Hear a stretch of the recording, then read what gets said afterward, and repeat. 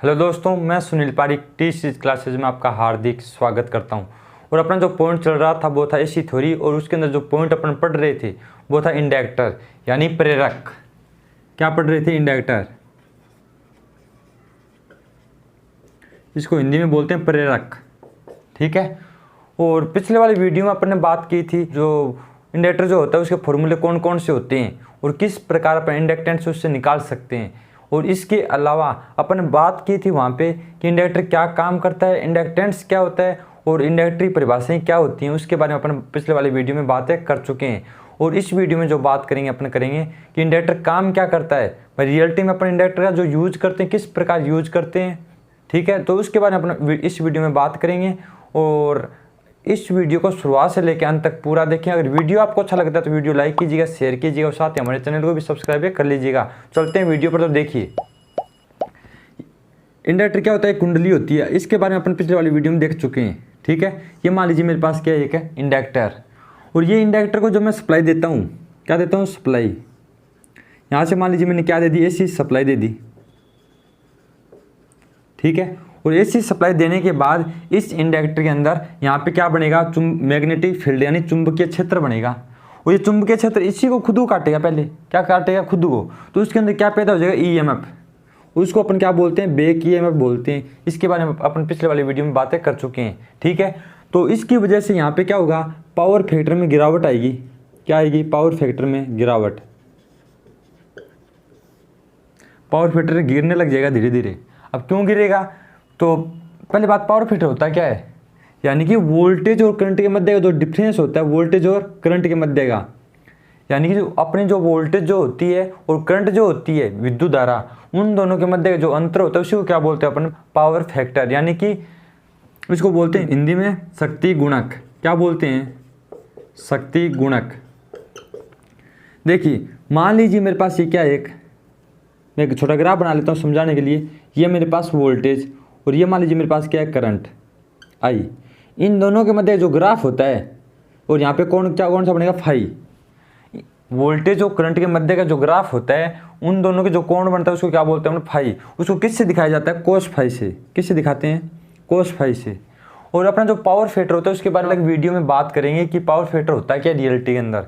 यहाँ पर सिंपली इसलिए बता रहा हूँ मैं कि अपना जो ये इंडक्टर जो है वो काम क्या करता है उसके बारे में समझाने के लिए मुझे क्या चाहिए, यहाँ पे पावर फैक्टर चाहिए। तो इससे थोड़ा सा बता रहा हूँ। देखिए वोल्टेज है ये क्या मेरे पास करंट, दोनों के मध्य जो डिफरेंस होता है उसको क्या बोलते हैं अपन, पावर फैक्टर बोलते हैं। यानी कि उसको किससे दिखाया जाता है, कोस फाई से। और कोस यहाँ पे क्या है, कोस जा, यानी कि वोल्टेज और करंट के मध्य जो कोस है उसको कोस बोलते हैं। और इनके मध्य जो डिफरेंस होता है, कितने डिग्री का कोण है, उसको क्या बोला जाता है, फाई। अब यहाँ पे जितने डिग्री का कोण होगा, जितने भी डिग्री का कोण होगा, मान लीजिए 0 डिग्री, 30 डिग्री, 45 डिग्री, 60 और 90 डिग्री, इस प्रकार कोण हो सकते हैं। इसके अलावा भी हो सकते हैं, 40 हो गए, 45 हो गए, 50 हो गए, 60 हो गए, 70 हो गए, 80 हो गए, इस प्रकार अलग अलग हो सकते हैं। ये सिर्फ समझाने के लिए। अगर मेरे पास 0 डिग्री है तो ये करंट कहाँ पे रहेगी, इसके यहाँ पे, यानी इसके ऊपरी तो रहेगी ना, तभी तो इनके मध्य कितना डिग्री कोण बनेगा, 0 डिग्री। अगर ये मान लीजिए करंट यहाँ पर है, यहाँ पर, तो यहाँ पे कौन लगेगा, कितना बढ़ेगा, 30 डिग्री, ठीक है। और ये फिक्स यहाँ पे एकदम 90 डिग्री पे, तो यहाँ पे कौन कितना है, 90 डिग्री, ठीक है। तो अपन बात करें कि कोस 0 का मान कितना होता है, इकाई। कितना होता है, इकाई।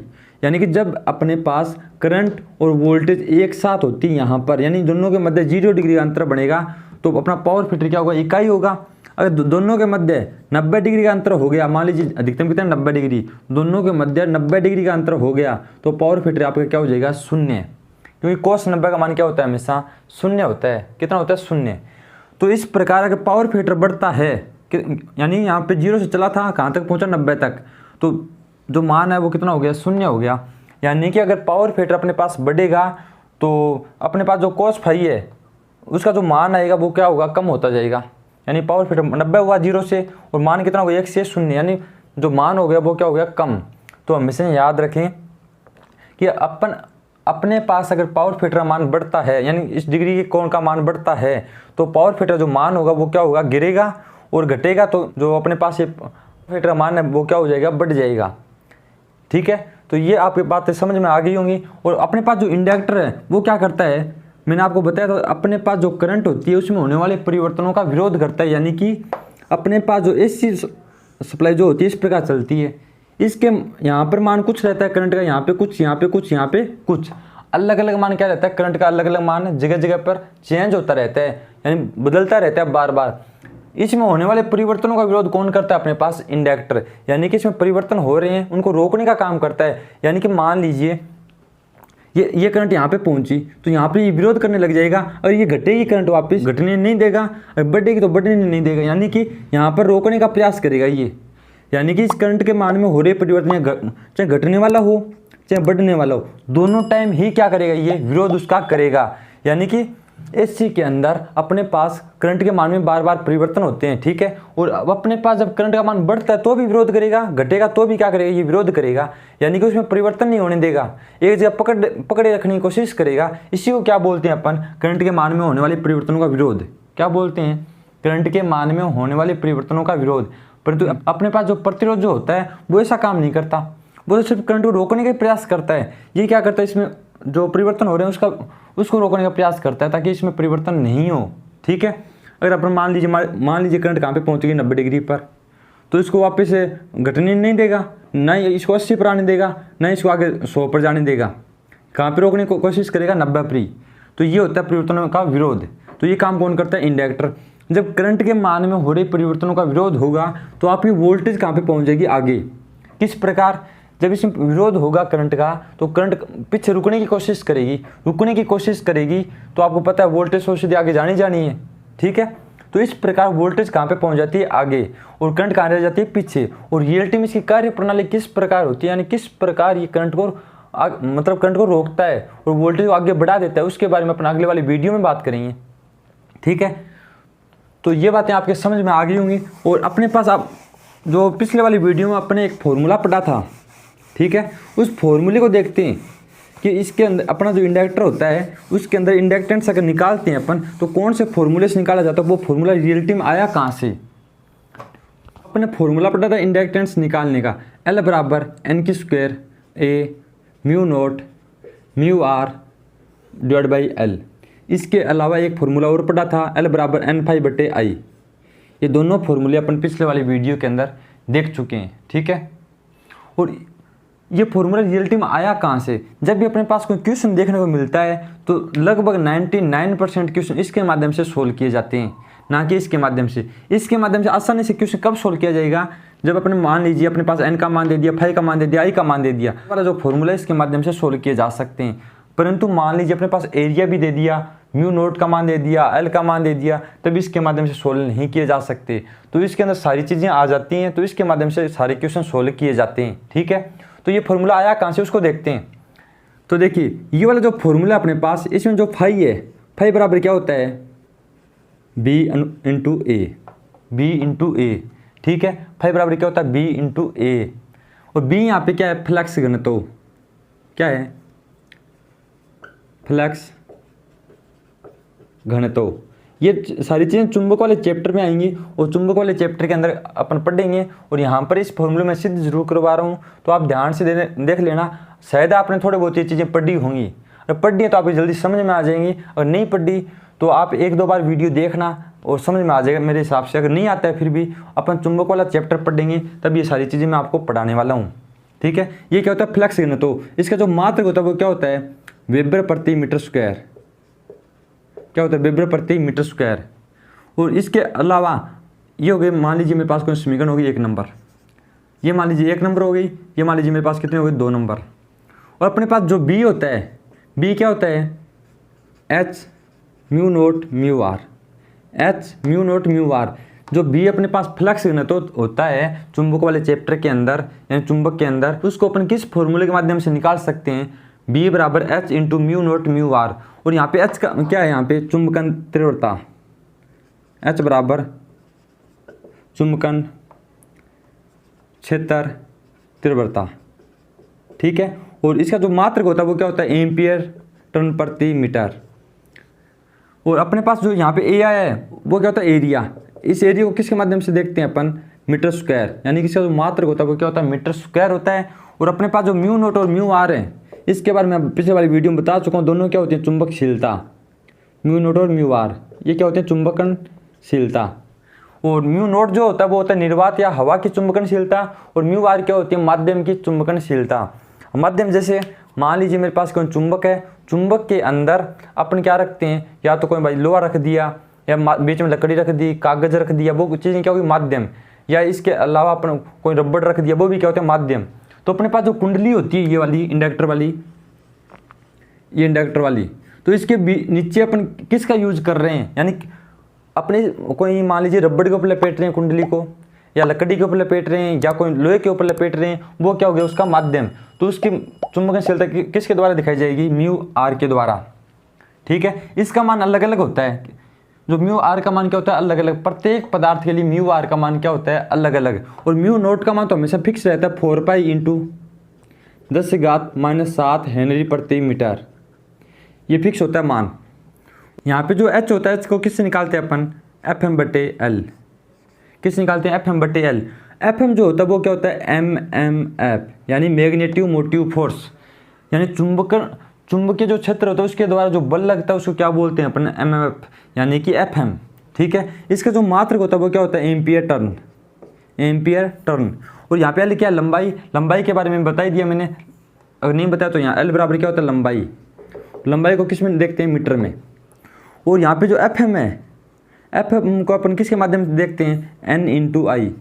ठीक है, किसके माध्यम से, एन इंटू आई। ये सारी चुंबक वाला जो चैप्टर है उसके अंदर आती हैं सारी चीज़ें, तो वहाँ पर अपने इनको देखेंगे एक बार कि एफ एम क्या होता है, एन क्या होता है, आई क्या होता है, एच क्या होता है, इन सब के बारे में अपन चुंबक वाले चैप्टर के अंदर पढ़ेंगे। और यहाँ पर जो चीज़ें मैं सिद्ध करवा रहा हूँ इस फॉर्मूले लिए सिद्ध करवा रहा हूँ। मेरे हिसाब से आपने थोड़ी बहुत चीज़ें पढ़ी भी होंगी ITI के अंदर, या अपन आप जो भी पढ़ रहे हैं उसके अंदर पढ़ी होंगी आपने। ठीक है, और यहाँ पे एन क्या है, टर्नों की संख्या, नंबर्स ऑफ टर्न, टर्नों की संख्या। और आई यहाँ पे क्या है, करंट। करंट को एम्पियर में, और टर्नों की संख्या का कोई मात्रा वैसे होता नहीं है, सीधा देखा जाता है कि भाई कितने टर्न है, यानी ये कुंडली जो है अपने पास इसके अंदर टर्नों की संख्या कितनी है, उसके अनुसार इंडक्टेंस का मान में परिवर्तन आएगा। देखिए ये मान लीजिए मेरे पास समीकरण कितनी होगी 3, ये मेरे पास कितनी होगी 4, ये मेरे पास 5। अगर अपन एफ एम का मान कहाँ पे रख दें, एफ एम की जगह, तो एफ एम का मान क्या है, एन इंटू आई, तो यहाँ पे मैंने इसका मान रख दिया। और एन इंटू आई बटे एल, ये किसका मान है, एच का मान, तो एच की जगह अपन लिख सकते हैं इसको, तो यहाँ पे एच की जगह मैं क्या लिख दूँ, एन इंटू आई बटे एल लिख दिया। और जो बी का मान है वो अपने पास क्या आ गया, N into I mu naught mu r बटे एल। अगर अपन बी की जगह इसका मान रख दें तो अपने पास किसका मान आ जाएगा, फ्लक्स का मान आ जाएगा, तो अपन लिख देते हैं वहाँ पर। यानी कि अपने उल्टा चलना है, एक बार जो ये मान निकल रहे हैं अपने पास उनको इस प्रकार समीकरण में सेट करते जाना, उल्टा विपरीत। पहले अपन ऐसे चले थे, अब वापस इसको उल्टा लेके चलते हैं, तो ये मान लिखते जाएंगे अपन और अपने पास क्या आ जाएगा, फॉर्मूला सिद्ध हो जाएगा अपने पास। ठीक है, यहाँ तक तो हो गया ये। और यहाँ पे क्या है मेरे पास, बी का मान क्या था, एन इंटू आई बटे L mu naught mu r, तो बी की जगह मान मैं रख देता हूँ, फाइव बराबर क्या है बी इंटू ए। बी का मान क्या है, N into I mu naught mu R, N I mu naught mu are into A यहाँ पर है ही, डिवाइड बाई एल। ये किसका मान आ गया मेरे पास, फाई का मान। और फाई का मान मैं यहाँ पे रख देता हूँ, कहाँ पे, इस फॉर्मूले में। तो एल बराबर क्या है, एन इंटू फाई बटे आई है, एन तो यहाँ पे बच गया, और इसका मान कितना फाई का, N I mu naught mu are A divide by L. ठीक है, और एन इंटू एन क्या हो गया, एन की स्क्वायर, और यहाँ पे I mu naught mu are A into L. ठीक है, एन की square I mu naught mu are A divide by L हो गया। और यहाँ पे नीचे क्या था आई, तो मैं यहाँ पे क्या लिख देता हूँ आई। ठीक है, और आई से आई क्या हो गया, कैंसिल, क्या हो गया, आई से आई कैंसिल हो गया। ठीक है, तो यहाँ पे क्या बच गया मेरे पास, एन की square mu naught mu are into A divide by L.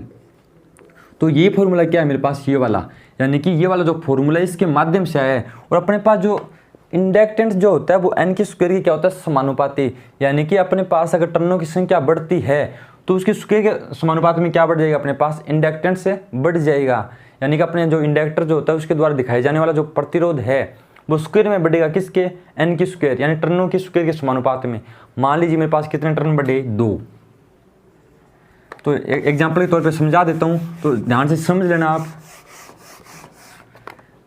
मान लीजिए मेरे पास जो टर्नों की संख्या पहले कितनी थी, 2 थी, अब कितनी होगी टर्नों की संख्या, 4।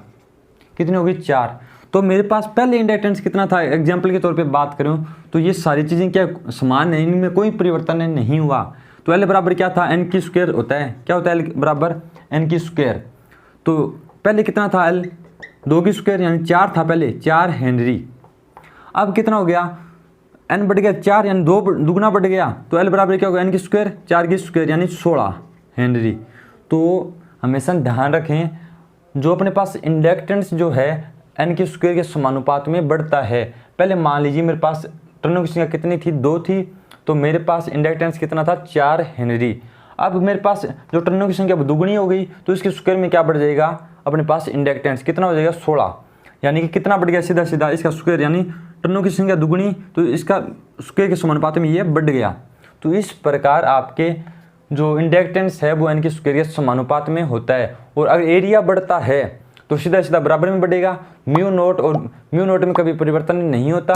और म्यू आर जो है वो माध्यम की क्या, चुंबकशीलता। तो प्रत्येक पदार्थ की चुंबकशीलता क्या होती है, अलग अलग होती है, तो उसके समान में ये बढ़ता रहेगा। जैसे मान लीजिए मेरे पास रबड़ की कुछ होती है और लोहे की कुछ होती है, हवा की कुछ अलग होती है, इस प्रकार। और लंबाई जो होती है उसके विलोमानुपात में होता है, अगर लंबाई बढ़ती है तो अपने पास इंडक्टेंस का मान क्या हो जाएगा, घट जाएगा, यानी विलोमानुपात में होता है। तो ये चीज़ें थी मेरे पास इंडक्टर के बारे में। अब देखिए एक चीज़ और बता देता हूँ मैं आपको यहीं पर, जो अपने पास इंडक्टर भी 2 प्रकार की होती हैं। भाई देखा जाए 2 प्रकार के इंडक्टर हो सकते हैं। एक तो हो जाता है शुद्ध यानी प्योर, एक अनप्योर होता है यानी वो अशुद्ध होता है। उसके अंदर या तो कुछ प्रतिरोध रहेगा, क्योंकि अपने पास जो इंडक्टर होता है वो किससे बनता है, कॉइल से। किससे बनता है, कॉइल से। तो कॉइल के अंदर क्या होता है, हमेशा प्रतिरोध तो होगा ही होगा, चाहे पदार्थ कौन सा भी हो, प्रत्येक पदार्थ में क्या पाया जाता है, प्रतिरोध पाया जाता है। तो वहाँ पे क्या होगा, प्रतिरोध होगा, और प्रतिरोध की वजह से करंट के मान में परिवर्तन आ सकता है। जैसे भाई वोल्टेज और करंट के मध्य जो अंतर होता है उनमें चेंज हो सकता है, किसकी वजह से, प्रतिरोध की वजह से। ठीक है, तो इसलिए हमेशा कभी भी प्योर इंडक्टर नहीं हो सकता। परंतु अगर आदर्श अपन बात करें कि भाई कौन चीज़ आदर्श होती है, इसे बात कर लें तो शुद्ध इंडक्टर हो सकता है। और शुद्ध इंडक्टर हमेशा करंट और वोल्टेज के मध्य 90 डिग्री का अंतराल पैदा करता है। कितना डिग्री का, 90 डिग्री का। और अगर प्रतिरोध होता है उसमें, मान लीजिए क्योंकि प्रत्येक पदार्थ प्रतिरोध होगा ही होगा, इसकी वजह से वो कभी भी 90 डिग्री अंतराल पैदा नहीं कर पाएगा, 90 डिग्री से हमेशा कम रहेगा। ठीक है, तो अगर आपके आगे कभी क्वेश्चन आ जाए कि एक प्योर इंडक्टर वाला परिपथ है, यानी प्योर इंडक्टर है अपने पास, वो कितना डिग्री का अंतराल पैदा करता है वोल्टेज और करंट के मध्य, तो उसका आंसर क्या रहेगा आपके पास, 90 डिग्री। अगर अपने पास पूछ ले कि अपने पास एक इंडक्टर है उसके अंदर कुछ प्रतिरोध है, तो वो कितना अंतराल पैदा करेगा, 90 डिग्री से कम, 90 डिग्री से ज़्यादा, 90 डिग्री या इकाई, तो हमेशा वहाँ पे क्या आएगा, 90 डिग्री से कम आएगा, क्योंकि प्रतिरोध हो गया उसकी वजह से हमेशा थोड़ा जो उनके वोल्टेज और करंट के मध्य जो अंतर है वो कम रहेगा, ना कि ज़्यादा होगा। 90 डिग्री से ज़्यादा उत्पन्न नहीं कर सकता, यानी दोनों के मध्य जो अंतर होता है वो 90 डिग्री से ज़्यादा अंतराल पैदा नहीं कर सकता इंडक्टर। तो ये थी चीज़ें, और इस वाले वीडियो में अपन यहीं तक बात करेंगे। और अगले वाले वीडियो में जो बात करेंगे, ये 90 डिग्री जो अंतराल पैदा करता है इंडक्टर वो किस प्रकार करता है, यानी करंट को पीछे छोड़ देता है, वोल्टेज को आगे ले जाता है, किस प्रकार ले जाता है रियलिटी के अंदर, कार्यप्रणाली इसकी क्या होती है, उसके बारे में अपन करेंगे अगले। उसके बाद में करें अपन कैपेसिटर के बारे में बात, और ये वाला वीडियो अपना यहीं तक रहेगा। तो मेरे हिसाब से आपको ये वीडियो समझ में आ गया होगा, और मैं आशा करता हूँ ये वीडियो आपको पसंद भी आया होगा। अगर ये वीडियो आपको पसंद आए तो इस वीडियो लाइक कीजिएगा, शेयर कीजिए, और साथ ही हमारे चैनल को भी सब्सक्राइब कर लीजिएगा। तो मिलते हैं अगले वाली वीडियो में कुछ नए टॉपिक के साथ, तब तक के लिए धन्यवाद।